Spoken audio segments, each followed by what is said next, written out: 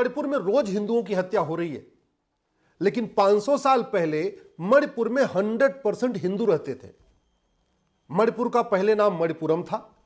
राजा चित्रवाहन वहां पे राज किया करते थे। उनकी इकलौती बेटी थी चित्रांगदा। चित्रांगदा का विवाह हुआ अर्जुन से, दोनों से एक बेटा पैदा हुआ। राजा उसको बब्रुवाहन कहते हैं। फिर बाद में बब्रुवाहन ने वहां राज किया। वहां भ्रष्टाचार बढ़ा, घूसखोरी बढ़ी। घूसखोरी के कारण घुसपैठ शुरू हुई।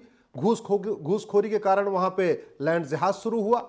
घुसपैठियों ने आके वहां पे ड्रग का कारोबार शुरू किया। तो धीरे धीरे भ्रष्टाचार के कारण वहां पे घुसपैठ शुरू हो गई, धर्मांतरण शुरू हो गया, लैंड जिहाद शुरू हो गया, लब जिहाद शुरू हो गया, ड्रग स्मगलिंग का कारोबार शुरू हुआ, ह्यूमन ट्रैफिकिंग का कारोबार शुरू हुआ।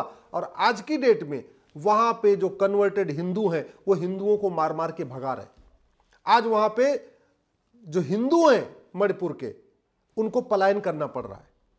आज घुसपैठ, धर्मांतरण, जनसंख्या विस्फोट के कारण मणिपुर के हर जिले की डेमोग्राफी बदल चुकी है। मणिपुर का जो विष्णुपुर है उसकी डेमोग्राफी बदल चुकी है। चंदेल की डेमोग्राफी बदल चुकी है।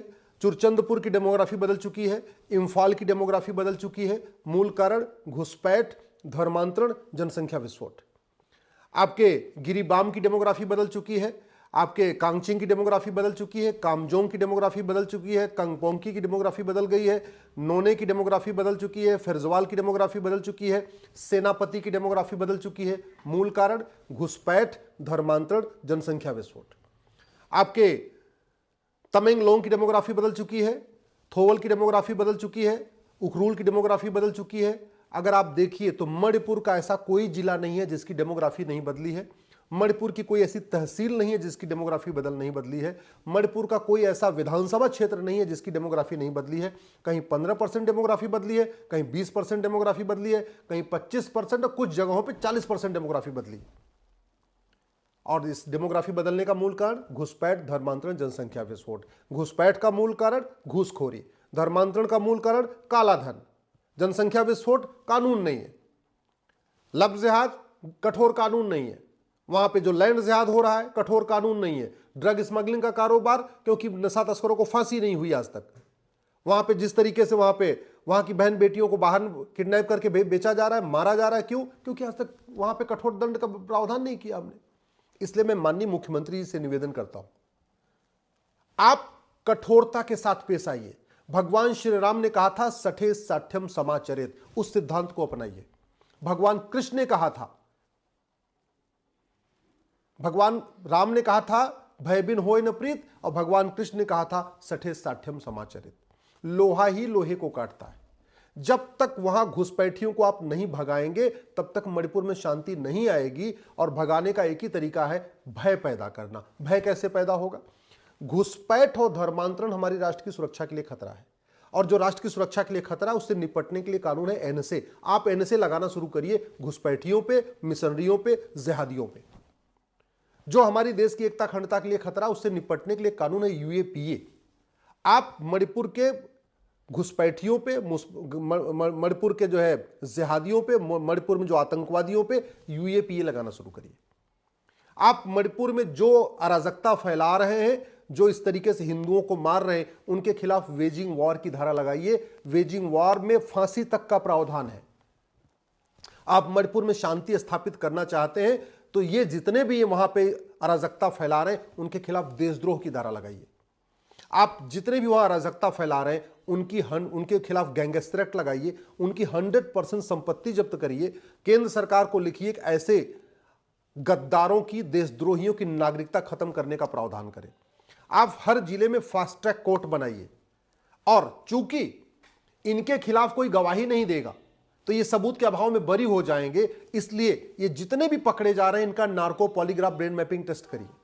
मैं केंद्र सरकार से भी निवेदन करता हूं, अलगाववादियों के, माओवादियों के, नक्सलियों के, जिहादियों के, आतंकवादियों के खिलाफ कोई गवाही नहीं देता और बाद में सबूत के अभाव में बरी हो जाते हैं। और फिर पूरी दुनिया में बदनामी होती है कि देखो सरकार ने 20 साल जेल में रखा है तो सबूत के अभाव में बरी हो गए। उससे पूरी दुनिया में बदनामी होती है और वो बरी इसलिए होते हैं इनके खिलाफ कोई डर के मारे गवाही नहीं देता। इसलिए मैं केंद्र सरकार से निवेदन करता हूं, तत्काल जो अपना भारतीय एविडेंस कोड बनाया आपने, साक्ष्य संहिता बनाई है, इसमें narco polygraph brain mapping test अनिवार्य करिए। आप सारे डीजीपीज को कहिए कि narco polygraph brain mapping mandatory करें, क्योंकि ऐसे खतरनाक लोगों के खिलाफ कोई गवाही नहीं देता। जो गैंगस्टर होते हैं, जो माफिया होते हैं, जो ड्रग स्मगलर होते हैं, जो मानव तस्करी करते हैं, जो आतंकवादी होते हैं, जो अलगाववादी होते हैं, जो जिहादी होते हैं, जो मिशनरी होते हैं, इनके खिलाफ डर के मारे कोई गवाही देता ही नहीं है। और जब देता नहीं है तो इनको सजा नहीं होती, और जब सजा नहीं होती तो ये कारोबार चलता रहता है। तो मणिपुर में शांति स्थापित करने के लिए आपको तत्काल हर जिले में फास्ट ट्रैक कोर्ट बनानी पड़ेगी। जो वहां अराजकता फैला रहे हैं उनके लिए, उनके खिलाफ 5 धारा लगानी पड़ेगी, एनएसए लगाना पड़ेगा, यूएपीए लगाना पड़ेगा, वेजिंग वॉर लगाना पड़ेगा, गैंगस्टर एक्ट लगाना पड़ेगा और देशद्रोह की धारा लगानी पड़ेगी। जज साहब से रिक्वेस्ट करिए, हाई कोर्ट से रिक्वेस्ट करिए, सुप्रीम कोर्ट से रिक्वेस्ट करिए कि मणिपुर में जितने मुकदमे चल रहे हैं इनका फैसला 1 साल में करें।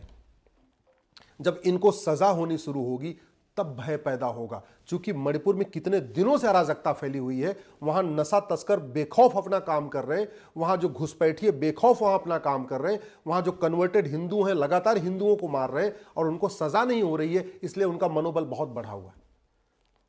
वैसे मैं पहले कई बार कह चुका हूं, सारा का सारा जो कारोबार चलता है ये कैश में चलता है। अगर हमने 100 रुपए से बड़ी नोट बंद कर दिया होता तो पूरे देश में शांति आ गई होती।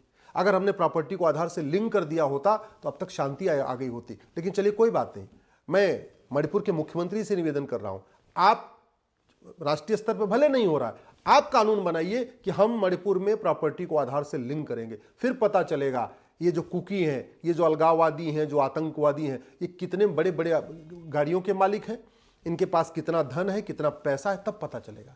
आप मणिपुर में अपनी पावर का उपयोग करिए और बोलिए मणिपुर में अब 2000 रुपए से महंगे सामान का कैश लेन देन बंद होगा।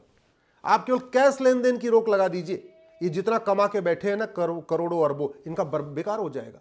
ये सारा भाई कैश में ये बड़े बड़े हथियार खरीदते हैं, कैश में इनको सारी फंडिंग आ रही है, इनको कई बार हवाला के जरिए फंडिंग आ रही है, कई बार एफसीआरए के जरिए फंडिंग आ रही है, इनके एनजीओ से बहुत बड़ी मात्रा में फंडिंग आ रही है, विदेशों से फंडिंग आ रही है। अब वो फंडिंग आ रही है, वो खर्च कर रहे हैं और खर्च किस पे कर रहे हैं? अलगाववाद को बढ़ाने पे खर्च कर रहे हैं। अगर हमने कैश लेन देन की लिमिट ही रोक दिया, अगर हमने 100 रुपए से बड़ी नोट बंद कर दिया, आप मणिपुर में बंद करके एक बार देख लीजिए। आप मणिपुर में केवल एक काम करिए कि 100 रुपए से बड़ी नोट अब मणिपुर में नहीं चलेगी, बाहर आप चलाइए। 2000 रुपए से महंगे सामान का कैश लेन देन मणिपुर में नहीं होगा। मैं गारंटी के साथ कहता हूं, ये सारे के सारे सरेंडर कर देंगे। आप एक बार फांसी देना शुरू करिए, ये सारे के सारे सरेंडर कर देंगे। फांसी लेकिन कोर्ट देगी, और कोर्ट तभी देगी जब इनके खिलाफ सबूत होगा। कोई गवाही देगा नहीं, इसलिए आपके लिए narco polygraph brain mapping test करना जरूरी है। और अगर हमने नहीं किया तो जैसे कश्मीर में हिंदू खत्म हो गए, लक्षद्वीप में हिंदू खत्म हो गए, आपके नागालैंड में हिंदू खत्म हो चुके हैं, मेघालय में हिंदू खत्म हो चुके हैं, मिजोरम में हिंदू खत्म हो चुके हैं, 15 से 20 साल के अंदर मणिपुर से भी हिंदू खत्म हो जाएंगे अगर हमने तत्काल काम ये नहीं किया। मैं कई बार कह चुका हूं, अगर बीमारी ठीक नहीं हो रही है तो दवा का डोज बढ़ा देना चाहिए। डॉक्टर बदलने से बीमारी ठीक नहीं होगी, बीमारी ठीक होगी दवाई बदलने से।